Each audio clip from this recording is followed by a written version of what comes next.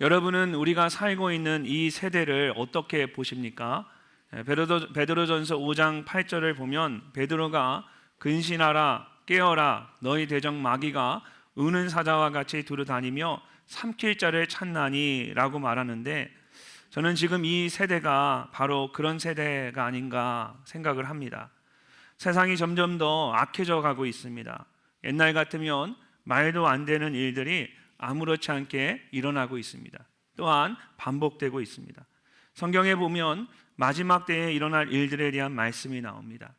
사람들이 자기를 사랑하며 돈을 사랑하며 자랑하며 교만하며 비방하며 부모를 거역하며 감사하지 아니하며 거룩하지 아니하며 무정하며 원통함을 보이지 아니하며 모함하며 절제하지 못하며 사나우며 선한 것을 좋아하지 아니하며 배신하며 조급하며 자만하며 쾌락을 사랑하기를 하나님을 사랑하는 것보다 더하며. 말세에 고통받는 때에 이런 일들이 일어날 것이라고 했는데 여러분 어떻습니까? 오늘날 우리의 삶 속에 이런 모든 일들이 일어나고 있지 않습니까? 예전에만 해도 불과 몇 년 전만 해도 이 말씀을 읽으며 우리의 마음 가운데 두려운 마음이 생겼습니다. 근데 오늘 말씀을 준비하면서 제가 이 말씀을 다시 읽어보니까 예전처럼 두려운 마음이 안 생기더라고요. 왜냐하면 이미 우리의 삶 속에 일상적인 게 되어버린 거예요. 불과 몇 년 전까지만 해도 굉장히 두려운 일들이었는데 이런 일들이 일어나면 안 되지라고 생각했는데 이제는 우리의 일상이 되어버렸습니다. 예를 들어서 여러분, 예전에는 막장 드라마라고 했어요. 이런 이야기에 이 성경의 말씀이 있는 마지막 때에 나타날 현상들이 우리의 드라마의 다 소재로 예전에 나왔습니다. 그래서 그것을 처음에는 막장 드라마라고 했어요. 특별히 아침 드라마에 많이 나오죠. 그런데 지금은 어느새 막장 드라마라는 말이 다 떠나갔어요. 사람들에게 사라졌어요. 처음에는 충격적이었는데 이제는 당연한 드라마의 소재가 되어버렸습니다. 성경 말씀에 나오는 이 마지막 때 일들이 드라마의 다 소재로 나온다는 얘기는 이것이 그만큼 사람들 사이에서 일상적인 일이 되어버렸다는 겁니다. 말세에 고통받는 때가 정확히 언제인지는 우리가 모르지만 이런 모습들을 보면 적어도 우리는 이전의 사람들보다 훨씬 더 마지막 때를 살아가고 있습니다. 또 그 속도가 계속해서 가속되어지고 있습니다. 세상은 점점 더 교회를 핍박할 것입니다. 예수 믿는 사람과 믿지 않는 사람을 구분하고 이제는 교회를 더 노골적으로 핍박하게 될 것입니다. 믿음으로 산다는 것이 점점 더 힘들어질 것입니다. 그것이 우리가 살아가고 있는 이 악한 세대입니다. 그렇다면 이런 악한 세대를 살아가는 우리에게 지금 가장 필요한 것이 무엇이겠습니까? 마태복음 10장 16절을 보면 예수님께서 제자들을 세상으로 보내면서 내가 너희를 보냄이 양을 이리 가운데 보낸과 같도다 라고 말씀하셨습니다. 그러면서 그들에게 너희는 뱀같이 지혜롭고 비둘기같이 순결하라고 말씀하셨습니다. 마지막 때를 살아가는 우리는 세상에 물들지 않고 비둘기처럼 순결해야 합니다. 그러나 정말 이 악한 세대를 살아가는 우리에게 꼭 필요한 것은 뱀처럼 지혜로운 것입니다. 세상이 너무나 교묘하고 악하게 우리의 믿음을 무너뜨리려고 하기 때문에 이 악한 세대를 믿음으로 살아내기 위해서는 무엇보다 뱀 같은 지혜가 우리에게 절실하게 필요합니다. 오늘 본문 말씀에서 야고보가 바로 그런 영적인 지혜에 대해 말하고 있습니다. 박해로 인해서 사방으로 흩어지게 된 초대교회 성도들에게 어떻게 지혜롭게 심고 거둘 수 있는지 말씀하고 있습니다. 오늘 이 말씀을 통해서 지혜로 심고 거두는 것이 그 믿음이 과연 어떤 믿음인지, 또 하나님께서 원하시는 지혜로운 삶은 무엇인지에 대해서 우리가 함께 생각해 보기를 원합니다. 먼저 지혜로 심고 거두는 믿음은 온유함으로 하는 것입니다. 온유함으로 행하는 것입니다. 자, 13절 말씀을 함께 읽어보겠습니다. 너희 중에 지혜와 총명이 있는 자가 누구냐? 그는 선행으로 말미암아 지혜의 온유함으로 그 행함을 보일지니라. 아멘. 야고보는 너희 중에 지혜와 총명이 있는 자가 누구냐라고 묻습니다. 이 말에는 사실 부정적인 의미가 담겨져 있습니다. 지혜와 총명이 있다고 자랑하는 사람이 많은데 스스로 지혜롭다고 생각하는 것이지 사실은 너희가 그렇지 않다라는 겁니다. 왜냐하면 그것이 선한 행위로 나타나지 않기 때문입니다. 그렇다면 야고보가 말하는 지혜와 총명이 있는 자의 선한 행위는 무엇일까요? 말씀을 보면 지혜의 온유함으로 그 행함을 보이라고 말합니다. 지혜와 총명이 있는 사람에게는 온유함이 있다라는 것입니다. 그리고 자연스럽게 그것이 그의 행동으로, 말과 행동으로 나타나게 됩니다. 여러분, 온유함이 무엇입니까? 보통 사람들은 온유하다라고 하면 힘이 없고 유약한 것을 생각합니다. 그러나 성경에서 말하는 온유함은 그런 뜻이 아닙니다. 야고보가 말하는 지혜의 온유함으로 그 행함을 보일지니라는 말씀을 잘 이해하려면 성경에서 말하는 온유함이 무엇을 의미하는지를 정확하게 알아야 합니다. 여기서 야고보가 사용한 이 온유함이라는 단어는 프라우스라는 헬라어 단어에서 나온 것입니다. 이 단어의 일반적인 의미는 유순하다, 온화하다, 부드럽다입니다. 그런데 이 단어의 어원이 아주 중요합니다. 이 단어의 어원이 되는 이 단어는 그 단어는 길들인 야생마라는 말에서 나왔습니다. 길들인 야생마. 야생마는 말들 중에서도 가장 힘이 센 말입니다. 근데 그런 야생마가 훈련을 통해서 길들여져서 순한 말이 된 것입니다. 여전히 그 속에 힘이 있지만 주인의 말에 순종합니다. 주인이 서라고 하면 서고 달리라고 하면 달립니다. 그렇게 길들여진 야생마가 성경에서 말하는 온유함입니다. 그렇기 때문에 성경에서 온유하다라는 것은 힘이 없는 것이 아니라 오히려 힘이 있는 것입니다. 힘이 없는 것은 비겁하고 연약한, 유약한 것입니다. 근데 힘이 있는데도 그 힘을 절제하는 것이 바로 온유함이죠. 그래서 힘이 없는 사람은 온유할 수가 없는 겁니다. 사실 정말 온유한 사람은 힘이 있는 사람이에요. 힘이 있는데 절제하기 때문에 온유함이라고 말하는 겁니다. 이런 온유함을 가장 잘 보여준 사람이 그런 분이 바로 예수님이십니다. 예수님께서는 하나님의 아들이셨지만 하나님과 동등됨을 취하지 않으셨습니다. 오히려 자신을 비우고 종의 모습으로 우리와 같은 인간의 모습으로 이 땅에 오셨습니다. 왜 그렇게 하셨습니까? 하나님의 뜻을 이루고 우리를 구원하기 위해서 그렇게 하셨습니다. 그리고 마지막까지 나의 뜻대로 하지 마시고 아버지의 원대로 하옵소서라고 간절히 기도하셨습니다. 이것이 진정한 온유함입니다. 그래서 예수님께서는 우리에게 이렇게 말씀하십니다. 마태복음 11장 29절과 30절 말씀 함께 읽어보겠습니다.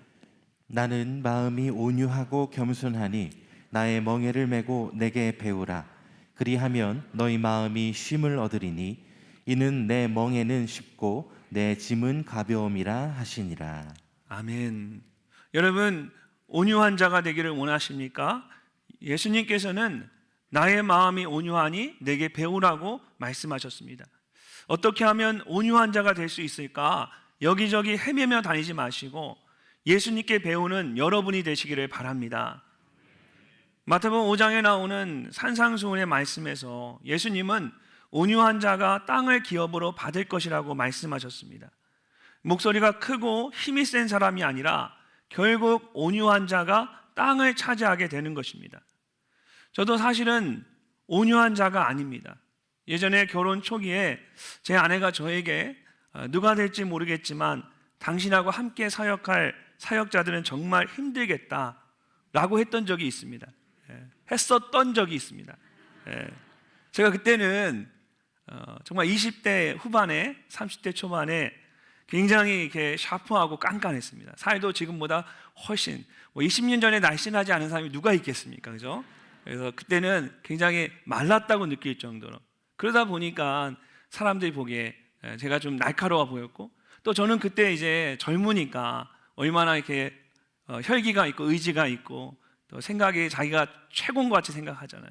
그래서 제 나름대로 좀 이렇게 좀 어려운 부분이 있었던 것 같아요.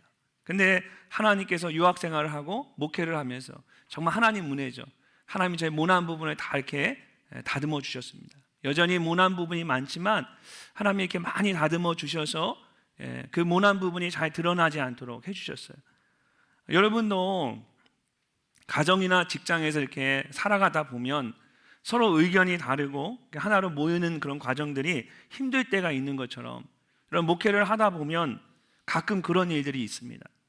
처음에는 저의 의견을 적극적으로 잘 말해야 하는 줄 알았습니다. 그래야만 어떤 일들이 해결되는 줄 알았습니다. 그러나 제가 목회를 해보니까 그렇게 하면 오히려 더 힘들어질 때가 많더라고요. 또 일은 되어지지만 사람을 잃을 때가 참 많더라고요. 그런데 하나님께서 저에게 이 온유한 자가 땅을 차지하게 된다라는 말씀을 깊이 묵상하게 하셨습니다. 그리고 모든 일에 참고 인내하며 온유함으로 하게 하셨습니다. 예수님처럼 될 수는 없지만 예수님의 마음으로 대하려고 노력했습니다. 그랬더니 저의 진심이 이제 전해지면서 사람들의 마음이 열리고 하나로 모여지기 시작하는 겁니다. 제가 마음을 모읍시다 라고 말하지 않아도 성령님이 우리 가운데 마음을 모아주시는 거예요. 온유한 마음으로 나아가니까 사람들의 마음이 열리면서 그 마음이 저절로 다가오는 거예요. 근데 그 다음부터 정말 놀라운 게, 그렇게 서로의 마음이 열리고 하나가 되면 그때부터는 하지 못할 말이 없습니다. 서로가 신뢰하고 서로를 믿기 때문에 모든 말들을, 마음에 있는 말들을 편안하게 다 할 수가 있는 거예요. 마음의 깊은 것까지 나눌 수 있게 되더라고요. 여러분, 예수님께서 온유한 자가 땅을 기업으로 얻는다고 말씀하셨던 것은 그 당시에 땅이 가장 중요한 것이기 때문입니다. 요즘은 가장 좋은 것이 무엇입니까? 중요한 것이 사람을 얻는 것입니다. 영혼을 얻는 것입니다. 그러니까 온유한 자는 결국 어떤 사람입니까? 우리가 온유하게 행하면 하나님이 사람을 얻게 해주세요. 그 영혼을 얻게 해주세요. 얼마나 귀하고 값진 일입니까? 여러분, 목소리 큰 사람이 얻는 것이 아니라 결국은 온유한 자가 얻는다는 것을 기억하십시오. 온유한 사람이 정말 지혜로운 사람입니다. 온유함으로 행하여 땅을 기업으로 받는 지혜로운 믿음이 여러분 모두에게 있기를 주의 이름으로 축복합니다. 두 번째로, 지혜로 심고 거두는 믿음은 진리를 따라 행하는 것입니다. 여러분, 사람이 온유하기만 하면 안 됩니다. 여러분, 제가 온유하기만 하면 저에게 그러실 것 같아요. 속이 없다. 온유하기만 하면 안 되는 거예요. 사람은 온유하면서도 그 안에 자기가 분명한 어떤 기준이 있어야 합니다. 분명한 기준이 있어야 돼요. 그것이 성경이 말하는 온유함이에요. 만약에 자기 안에 어떤 기준이 되는 것이 없으면 그 사람은 온유한 게 아니죠. 정말 우리 말대로 유약하거나 생각이 없는 거죠. 그래서 정말 성경이 말하는 것처럼 온유하려면 그 속에 분명한 기준이 있어야 합니다. 그것이 바로 진리를 따라 행하는 것입니다. 말씀의 기준이 있어야 됩니다. 14절 말씀을 우리 함께 한번 읽어보도록 하겠습니다. 그러나 너희 마음속에 독한 시기와 다툼이 있으면 자랑하지 말라. 진리를 거슬러 거짓말하지 말라. 아멘. 야고보 사도는 지혜와 총명이 있다고 하는 사람들에게 만약 너희 마음에 독한 시기와 다툼이 있다면 스스로 지혜 있다고 자랑하지 말라고 합니다. 왜 그럴까요? 그것은 진리를 거슬러 거짓말하는 가짜 지혜이기 때문입니다. 아무리 좋은 것 같아도 그것은 진리를 거스르는 것 때문에 참된 지혜가 아니라는 겁니다. 모든 것에는 항상 시작점이 되는 동기가 있습니다. 그런데 진리를 거슬러 행하는 지혜는 그 동기가 시기와 다툼입니다. 어떤 일을 행할 때 그 마음속에 시기와 다툼이 있으면 그것은 아무리 지혜롭게 한다고 해도 진리를 거슬러 거짓말하는 것에 불과합니다. 그래서 우리가 무엇을 하든지 항상 우리의 마음을 잘 지켜야 합니다. 잠언 4장 23절에서 솔로몬이 모든 지킬 만한 것 중에 더욱 내 마음을 지키라. 생명의 근원이 이에서 남이니라고 말했습니다. 우리는 우리 마음속에서 시기와 다툼이 일어나지 않도록 마음을 잘 지켜야 합니다. 그럴 때에 우리가 정말로 지혜롭게 행할 수가 있습니다. 그렇다면 이 시기와 다툼은 어떤 것일까요? 시기는 나를 위협한다고 생각하는 사람들에 대해 느끼는 질투와 같은 악한 감정입니다. 마음에 시기가 있는 사람은 자신만을 생각합니다. 내가 모든 것의 중심에 있어야 합니다.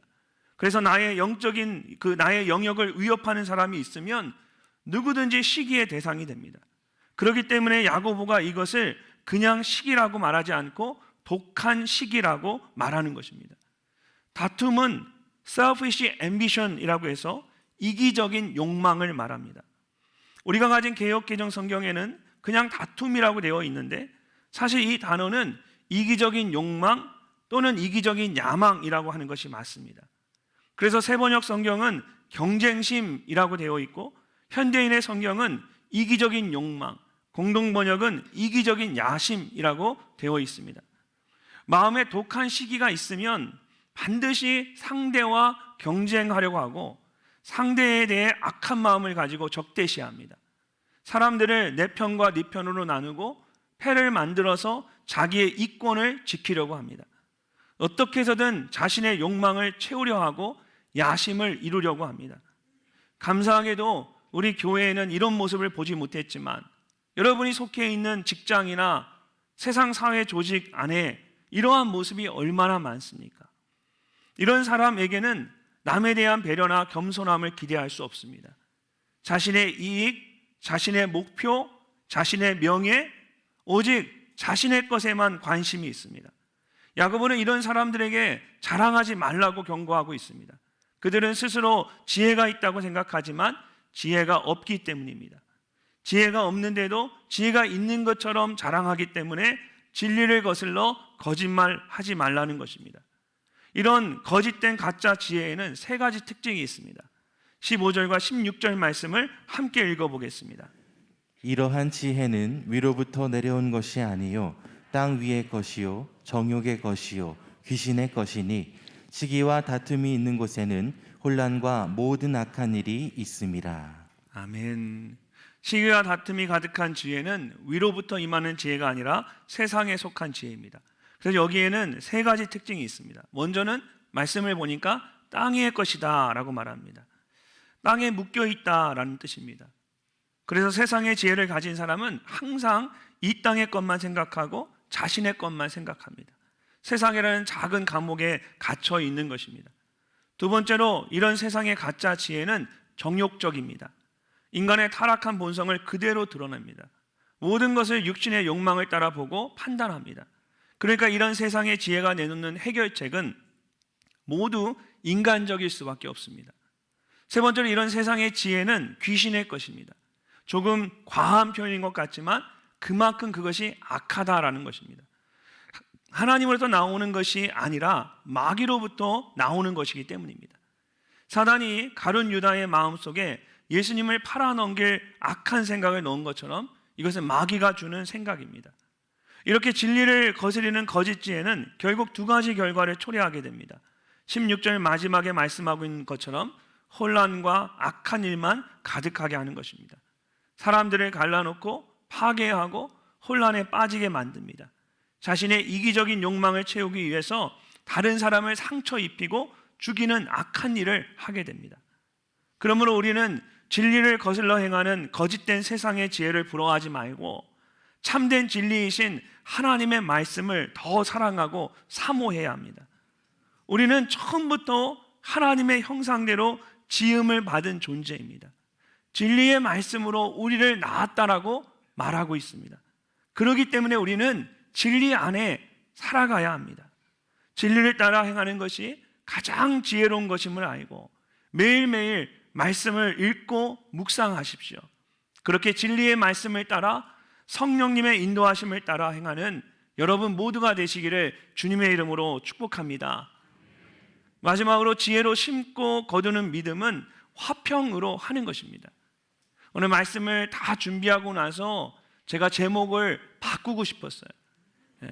지혜로 심고 거두는 믿음이 아니라 화평케 하는 믿음이란 제목이 오늘 말씀에 더 좋은 제목이더라고요. 그러니까 말씀을 쭉 준비하다 보니까 결국은 이것을 말하고 싶었던 거예요. 화평케 하는 믿음. 여러분 17절과 18절 말씀을 함께 읽어보겠습니다. 오직 위로부터 난 지혜는 첫째 성결하고 다음에 화평하고 관용하고 양순하며 긍휼과 선한 열매가 가득하고 편견과 거짓이 없나니 화평하게 하는 자들은 화평으로 심어 의의 열매를 거두느니라. 아멘. 좋은 나무는 반드시 좋은 열매를 맺듯이 위로부터 오는 참된 지혜는 그 지혜에는 귀한 열매들이 있습니다. 우리는 그것을 통해서 정말 우리의 지혜가 이것이 땅에 속한 것이 아니라 하나님으로부터 온 참된 지혜임을 알게 됩니다. 자, 가장 먼저 위로부터 온 참된 지혜의 열매는 성결함입니다. 성결함. 이로부터 난 참된 지혜는 순수하고 정직하고 진실하고 성실합니다. 시기와 욕심과 같은 인간적인 때가 묻지 않고 교만한 자기 주장의 때가 묻지 않았습니다. 항상 하나님을 경외하며 하나님 앞에 겸손합니다. 자, 특별히 성경에서 이 성결이라고 말할 때 사용하는 단어가 제가 보니까 주로 포도주를 만들 때 사용하던 단어라고 하더라고요. 포도주를 만들 때에는 여러분 이물질이 들어가지 않도록 밀폐된 공간에서 작업을 합니다. 포도주에 이물질이 들어가면 순도가 떨어지고 그러면 그 맛이 쉽게 상하고 그 가치가 크게 떨어지기 때문입니다. 그래서 성결이라는 단어가 이렇게 포도주를 만들 때에 이물질이 들어가지 않도록 하는 것에서 왔습니다. 이것을 영적인 의미로 적용을 하면 어떤 상황에서도 우리가 한눈 팔지 않고 오직 하나님만 바라보는 것을 말합니다. 하나님만 바라보는 것. 이런 신부의 정결함은 오로지 신랑만 바라보는 것에 있습니다. 마찬가지로 아무리 힘들고 악한 상황 속에서도 오로지 하나님만을 바라보는 태도를 성결함이라고 할 수 있습니다. 이처럼 위로부터 오는 지혜의 특징은 하나님께 온전히 집중한다라는 것입니다. 위로부터 온 지혜의 두 번째 열매는 화평입니다. 이것은 평화를 위해서 자신을 기꺼이 희생하는 마음입니다. 그래서 참된 지혜를 가진 사람이 있으면 어떤 불화나 갈등의 문제가 그 사람으로 인해 해결이 되는 것을 보게 됩니다. 더 이상 문제가 커지지 않고 서로 화해하고 화목한 관계를 이루게 됩니다. 이런 좋지 않은 이야기나 누구를 비방하는 이야기가 나에게 와서 누군가에게 다시 또 전달된다면 나로 인해서 그럼 나는 화평케 하는 자가 아닌 거예요. 정말 화평이 있는 자들은, 그런 지혜가 있는 자들은 어떤 안 좋은 이야기가 그 사람에게 갔을 때 그 이야기가 누군가에게 전해지는 것이 아니라 그 사람에서 멈춰줍니다. 저는 제가 좀 안타까운 사람이 어떤 사람이냐면 저에게 와서 목사님만 꼭 아세요. 그러면서 이야기를 전해주는 사람. 목사님, 사람들이 이런 얘기해요. 여러분, 서로 그러지 않으셔도 돼요. 다 알아요. 그쵸? 얘기 안 해줘도 누가 뭐라고 해도 다 알아요. 근데 굳이 찾아가서 그것도 안 좋은 얘기만 또 전해요. 굳이 찾아가서 지사님, 누가 이렇게 지사님 말해. 이게 그분에게 무슨 도움이 되겠습니까? 그러니까 우리 마음 가운데 사실은 정말 정직하게 내 마음을 비추어 보면 그것이 어리석은 행동이고 또는 나의 이기적인 시기와 질투로부터 오는 마음이에요. 정말 화평케 하는 자는 말을 전하는 것이 아니라 그 사람 안에 그 이야기가 기도의 제목으로 변해서 자기가 꼭 붙잡고 그걸 붙잡고 기도하는 거예요. 기도하는 사람이 진실한 사람이죠. 고린도서 5장 18절 말씀 우리 함께 한번 이렇게 읽어보도록 하겠습니다. 모든 것이 하나님께로서 났으며 그가 그리스도로 말미암아 우리를 자기와 화목하게 하시고 또 우리에게 화목하게 하는 직분을 주셨으니. 아멘.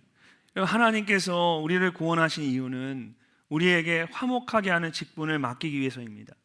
예수님께서 하나님과 우리를 화목하게 하시려고 십자가에 죽으셨던 것처럼 하나님께서는 우리가 서로 화목하게 하는 자가 되기를 원하시는 겁니다.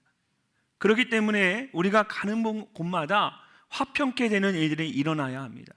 우리로 인해서 다투고 싸우는 일들이 일어나서는 안 됩니다. 야, 저 사람 보니까 너무 피곤해. 이런 말 들을 수는 없잖아요. 예수 믿는 사람이 그 사람으로 인해서 정말 불편함이 다 떠나가고 모든 사람들이 서로 다시 연결되어지고 하나 되는 일들이 일어나야 합니다. 하나님께서 여러분에게 위로부터 온 지혜를 주셔서 정말 여러분이 있는 곳마다 가정과 직장과 학교와 삶의 터전마다 화평케 되는 일들이 일어나시기를 주님의 이름으로 축복합니다. 세 번째로 위로부터 오는 지혜의 열매는 관용입니다. 진짜 지혜로운 사람은 생각이 깊고 남을 배려할 줄 압니다. 마음으로 사람들을 끊어내는 것이 아니라 마음에 들지 않는 사람들도 진심으로 품고 함께 갑니다. 그런데 그럼에도 불구하고 중요한 것이 있습니다. 진정한 관용은 좋은 게 좋은 거니까 그냥 조용히 해줄게, 혹은 이 일이 드러나면 모두가 피곤하니까 그냥 없던 일로 해줄게 하며 그냥 무조건 받아들이고 넘어가는 것이 아닙니다. 잘못한 것이나 죄에 대해서는 분명하게 말할 수 있어야 합니다. 그러면서도 그 사람은 긍휼히 여기고 사랑으로 품는 것입니다.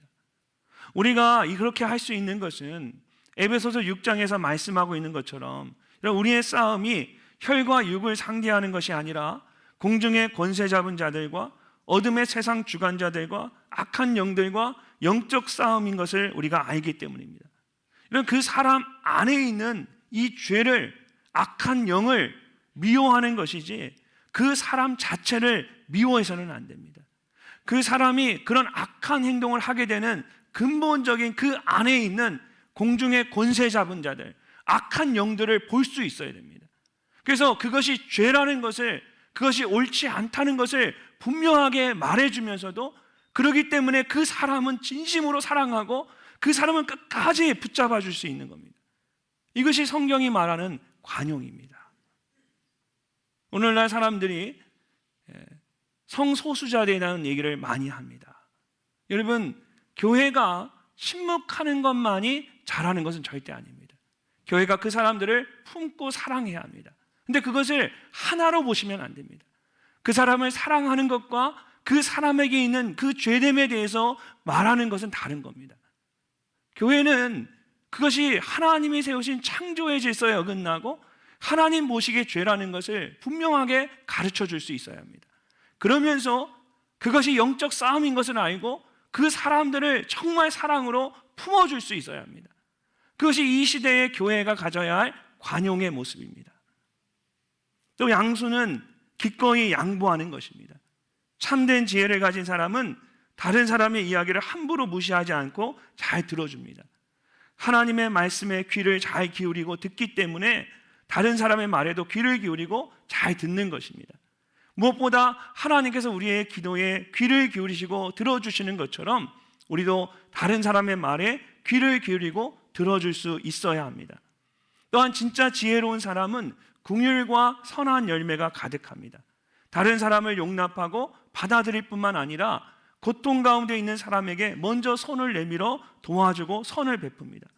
마지막으로 위로부터 오는 참된 지혜는 편견과 거짓이 없습니다. 이것은 두 마음이 없다라는 뜻입니다. 하나님과 사람에 대해서 한결같은 마음으로 진실하게 대합니다. 하나님께서 주시는 위로부터 오는 참된 지혜에는 이런 풍성한 열매들이 있습니다. 이런 얼마나 놀라운 축복이고 은혜입니까? 우리가 하나님께서 주시는 참된 지혜를 가지고 살아갈 때 이렇게 귀한 열매들을 맺게 되는 것입니다.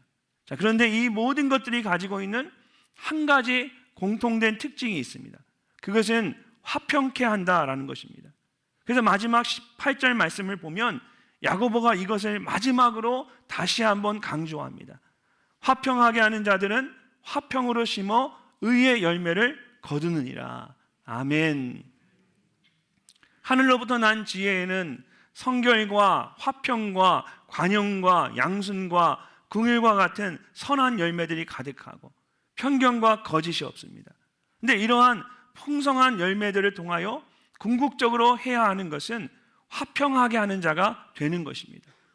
거짓된 세상의 지혜는 모든 것을 혼란스럽게 만들고 악한 일이 가득하게 합니다.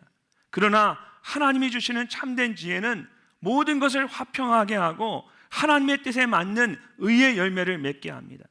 이렇게 화평으로 심고 의의 열매를 거두는 참된 지혜가 여러분 모두에게 있기를 주의 이름으로 축복합니다. 여러분, 이렇게 지혜로 심고 거두는 것에 대해 생각할 때에 이런 모든 것의 완벽한 모델이 되는 분이 있습니다. 바로 예수 그리스도입니다.